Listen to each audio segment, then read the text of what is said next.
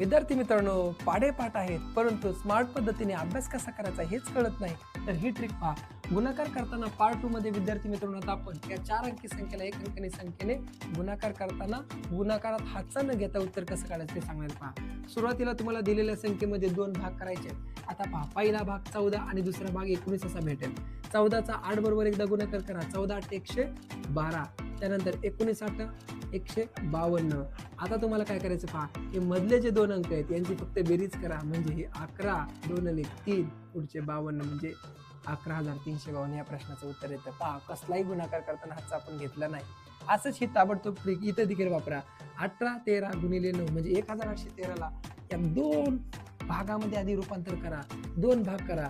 एकदा 18 9 162 करा.